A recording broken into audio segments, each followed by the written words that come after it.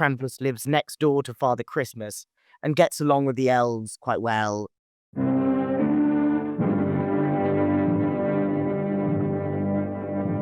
Welcome to Modern Horror Stories podcast with Jamie, Dave, and Alex. Yesterday we talked about Krampus, the comedy horror from 2015. And today we're going to be talking about how we would improve that movie. As always, kudos to the people who actually did make the film. But with all due respect, we're going to try and give some ideas to make it better. Who'd like to go first? Dave would like to go first. I would like to go first. So I've got three very generic things. The first one is to expand on the world a little bit. It's all set in the house, which is kind of nice. I'd be happy with that if it wasn't for that expansive opening. It feels really disconnected from that opening, and either get rid of it completely or expand the world between the two. I'm wondering if they intentionally kept it all in the house to kind of, in a way, foreshadow what was going to happen at the end. And there's going to be spoilers in this video. So at the end, they're obviously trapped in the little bubble, and in a way, that in the whole movie, they're trapped in the bubble because they just keep going backwards and forwards from the house. So maybe that was intended. But if so, then you didn't need that opening. I think they could have done a different opening with them just playing in the street or something. So either expand the world or remove the opening. That's my first thing. The second thing I would suggest is to make the children all a little bit older. I felt because the children were so young, it was always going to be difficult to make that leap between the comedy and the horror. I don't think they did it as successfully as they could have done. And maybe if the kids were a little older, the filmmakers would be a bit bolder in terms of killing them off. I mean, as it happens, they did get killed off, but just, I don't know. It felt quite unsatisfying for me. So I think the family could have all been a little older. And the final thing is just the balance between the comedy and the horror. I wanted more horror and more comedy. And I felt like, as I said before, that the young children aspect limited the horror that was going to follow. I think it was always going to be quite fairy tale-ish with the younger family. And if that's what they intended, then they did it pretty well. But I wanted a bit more carnage. They're my three things. I reminded when you said about the expanding the world or just keeping it in that house, either or. It reminds me actually of You're Next. As much as I was quite critical of that film, I think they did a brilliant job of setting an entire film in one place. We did visit the neighbors briefly, but essentially it was all in that one house, and I didn't feel it was lacking for not stepping out of that. But then they didn't do anything, like you said, they didn't put on this bit of expanse at the beginning and then leave it out later.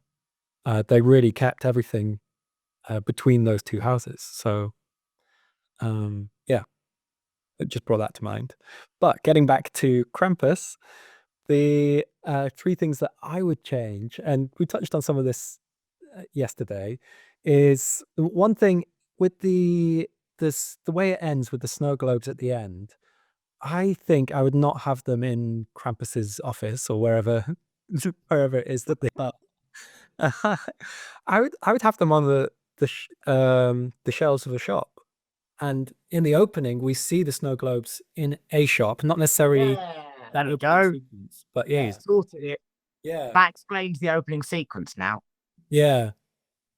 Yeah, good shout. Yeah, somebody picks one up, maybe someone breaks one, who knows? But I definitely would have liked more Krampus, and I think we all mentioned that yesterday. Definitely more Krampus, and cut all the other characters, all the other monsters. Or you could still have those monsters, but make them different to each other. The toys and the elves were identical. They wore the same masks, they moved the same way, they did the same things. they just moved hurriedly and grabbed people. Like, admittedly, one of the toys ate someone, which none of the elves did, but beyond that, it was not really any different. And why was Omi like? It was a big moment when the elves came. Omi was like, elves, and that could have been an epic moment. That could have really, I don't know, they could have really heightened things if they had been different from the toys, or if the toys had not existed and the gingerbread men hadn't existed. Or you just stick with Krampus. And Krampus could still tempt that boy up the chimney with a gingerbread man. Like, he can just lower a gingerbread man down on the chain. It doesn't need to be a living gingerbread man for that to work. So yeah, those are my things that I would improve. Okay, so you've covered some of my points, but I need Toni Collette to have a heftier role.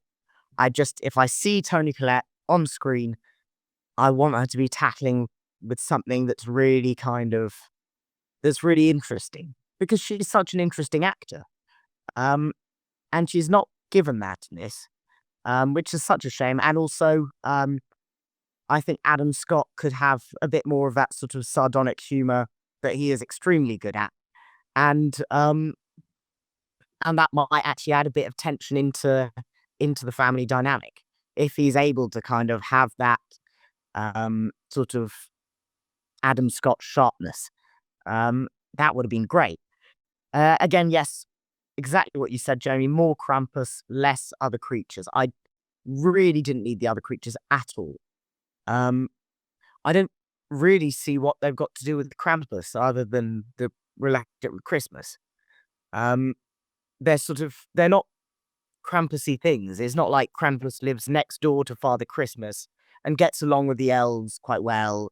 And it just seems like a very strange thing to have Krampus with elves and toys, and yeah, bit bizarre to me. And a third thing, if I can read my own handwriting, yeah, some research into Krampus lore, into the kind of the background, the origins of Krampus, not necessarily for it to be used as exposition in the film, because I think that will ruin it, but for it to just to have a sort of background idea of what Krampus is, beyond that sort of everyday sense of it's evil Father Christmas, or it's Father Christmas's other side. To kind of to go into the depths and the intricacies of those original Eastern European folkloric beliefs, I think would be at least a good way of starting. I think you're right. Maybe it could have opened up with a little that kind of animated sequence. Could have been something placed at the beginning over the credits or something. It's an alternative opening. I agree we could have had more Toni Collette, and you reminded me of something else. And that is, I was never quite sure who the protagonist was in this film. There was, it kind of was the Max Engel. Max Engel. It was Max Engel, I think, but then he disappeared from a huge chunks of the movie, and then he became the protagonist, I guess, get at the end. Which I feel like that should have been kind of addressed. Yeah. Well, another downbeat podcast, same as yesterday. Jesus. Join us next week, where we'll mundanely go through another adequate film. Actually, no, we're going to go through the. Oh, I don't know what we're doing next. What are we doing next? This is part of our our festive sequence. We're going to be like so depressing for the holiday season, aren't we, with these reviews? Wow. Do you think the problem is that we're reviewing horror? No, we were pretty upbeat for some of the horrors. Yeah. Alex was upbeat throughout all Terrifiers. Yes, I was incredibly upbeat. Yeah. So what is the next Christmas film in the advent calendar of gore? I think we should do Black Christmas. In fact, Amazing. The original. all 3 of the Black Christmas films. Well, join us next time for that. Yeah. One more bonus Jamie fact was he's dropped in another Easter egg. This is the although you slagged off Your Next relentlessly during the actual review, in 2 subsequent podcasts, you've actually said things you like about it. Oh. I'm so inconsistent with the Terrifier films. I've gone, okay, let's go high concept, let's go into the lore, let's do this, let's do that. No, I've been all over the place, and all the filmmakers have every right to slag me off. I've given you that right now. Wow. And on that note, join us next week for another festive review.